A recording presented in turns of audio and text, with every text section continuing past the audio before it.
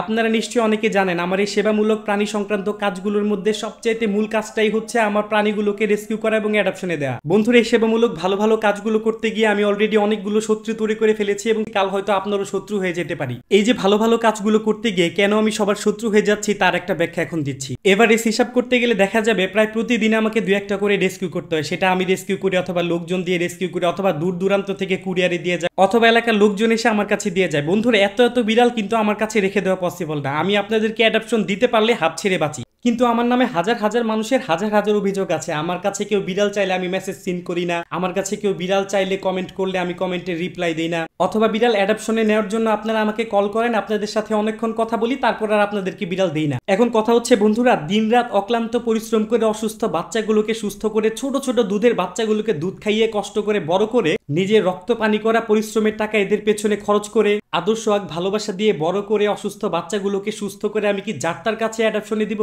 আপনি ক্যাট নিবেন ভালো কথা, আপনি 3তলা 4তলা 5তলা 6তলায় থাকেন, অথচ আপনার বাসা ক্যাট প্রুফ করা না। যে বাচ্চাগুলোকে আমি নিজের সন্তানের মতো করে লালন পালন করি সেই বাচ্চাগুলোকে আমি আপনার বাসায় দিয়ে দিব? আপনি ফ্ল্যাট বাসায় থাকেন না, আমার কাছ থেকে বিড়াল নিয়ে আপনি খোলা জায়গায় বিড়াল পালবেন, সেই বিড়াল বনে বাজারে ঘুরবে আর 3 বেলা আপনার কাছে এসে খেয়ে যাবে। আমার বাচ্চাগুলো রাস্তা রাস্তায় ঘুরবে, হঠাৎ করে একদিন গাড়ির নিচে চাপা পড়ে মরে যাবে, অথবা ঘুরতে ঘুরতে পাশের বাড়িতে যাবে, পাশের বাড়ির লোকজন লাথি উষ্টা দিয়ে দিবে, হাত পা ভেঙে দিবে, কোমর ভেঙে দিবে, অথবা কুকুরে মেরে ফেলবে। আপনি আমার শত্রু হয়ে যান, আমার নামে দুর্নাম করেন, বদনাম করেন, আমি কিন্তু আপনাকে বিলাই দিব না ভাই। কারণ আপনাকে বিড়াল দেওয়া যে কথা, রাস্তায় বিড়াল ছেড়ে দেওয়া একই কথা। পার্থক্য একটাই, আপনি 3 বেলা খাবার দিবেন, রাস্তায় থাকলে হয়তো খাবার পাবেন। মেসেঞ্জার আইসা ফোন কল দিয়া বলবেন ভাই আমি বিড়াল পালতাম, বিড়ালটা বমি করতে করতে মারা গেছে। ভাই জানেন না ভাই, নিজের সাইডে বিড়ালের বেশি যত্ন নিতাম। তখন আমি তারে রিপ্লাই দেই যে আপনি নিজের সাইডে বিড়ালের যত্ন না নেয়া, যত্ন একটু কম কম করে যদি ফ্লু ভ্যাকসিনটা দিতেন তাইলে বিড়াল মরতো না। আমি আপনারও তো বিলাই দিব না ভাই। যে কিনা নিজের সাইডে বেশি বিড়ালের যত্ন করেন অথচ ফ্লু ভ্যাকসিনটাই দেন না, এমন মানুষকে জীবনও বিলাই দিব না।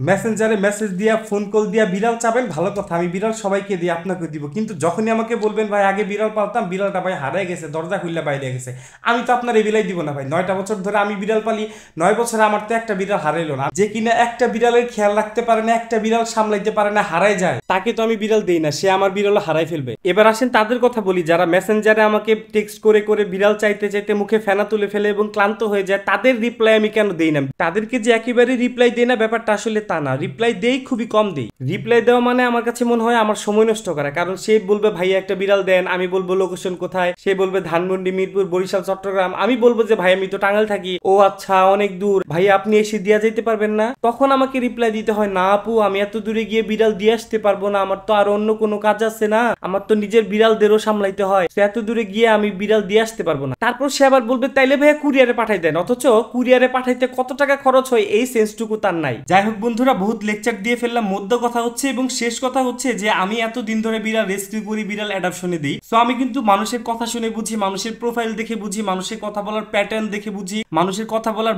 বিহেভিয়ার দেখে আমি বুঝতে পারি যে আমার বিড়াল কার কাছে ভালো থাকবে আর কার কাছে থাকবে না, কে আমার বিড়াল যত্নে রাখতে পারবে, কে আমার বিড়াল যত্নে রাখতে পারবে না। আমি প্রথমে মানুষকে অবজার্ভ করি, আমি বুঝি, আমি বোঝার উপর নির্ভর করে আমি সিদ্ধান্ত নেই যে না বিড়াল তাকে অ্যাডপশনে দিব কি দিব না। সো শেষ কথা হচ্ছে যে ভাই আপনি যদি আমাকে বিড়ালের জন্য নক দেন, আমি যদি আপনাকে বিড়াল না দেই, আপনি ভাববেন যে আপনি বিড়ালের উপযুক্ত না, সরি টু সে, যার কারণে আমি আপনাকে বিড়াল দেই নাই। ভাই কথা হচ্ছে কি, যাকে পাইলাম তাকে খাইলাম, হুটহাট বিড়াল গছাই দিয়া তারপর চোখের পানি আর নাকের পানিতে কানলাম, আফসোস করলাম, বিড়ালের জন্য মামলা করলাম, হামলা করলাম, এগুলো করতে রাজি না ভাই। যা বোঝার প্রথমে আমি বুঝে ফেলি, যদি মনে করি আপনি বিড়াল দিব আপনাকে তাহলে দিব, যদি মনে করি যে আপনাকে বিড়াল দেওয়া যাবে না আমি আপনাকে বিড়াল দিব না।